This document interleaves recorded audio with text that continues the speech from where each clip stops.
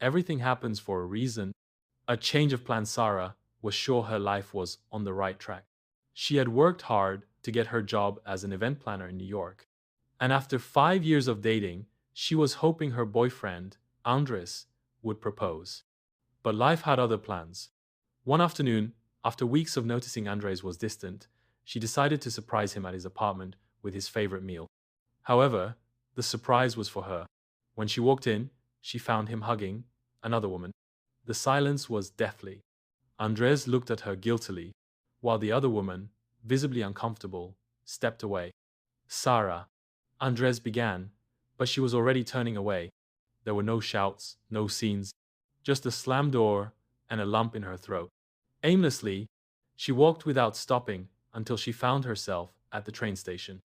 Without thinking, she bought a ticket to the first destination on the screen. Boston. She didn't know why, but her instinct told her to get away. Unexpected encounter.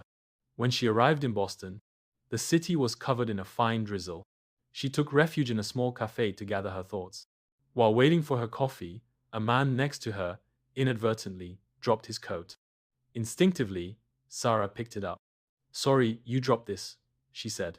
The man, with dark hair and warm eyes, smiled at her. "Wow, thanks. Today is one of those days when everything goes wrong for me." "I understand," Sara replied with a tired smile. "I'm having a terrible day too. So at least something good came out of this. Meeting you, I'm Leo." She hesitated for a moment before answering. "Sara." Something about the way Leo looked at her, curious and non-judgmental, made her feel a little better. A respite in the chaos. Sara had no plans in Boston, so she decided to wander aimlessly.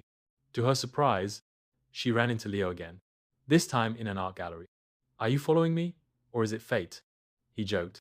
"Let's just say I needed a distraction." Leo smiled. "Then join me. I have a favorite place I want to show you." Sara hesitated but finally agreed. He led her to a viewing platform overlooking the Charles River. The city looked peaceful, the water reflecting the lights of the buildings. "When I'm having a bad day, I come here. It reminds me that everything changes, even the difficult times," Leo said. Sara exhaled slowly, feeling that, for the first time that day, her heart stopped hurting so much. Fate or coincidence? Over the next few days, Leo and Sara ran into each other several times. They walked around the city, tried small restaurants, and talked about everything. "Why did you come to Boston?" Leo asked one night. Sara hesitated, but decided to be honest. "I found out my boyfriend was cheating on me, and instead of staying and listening to excuses, I took the first train I could find." Leo nodded.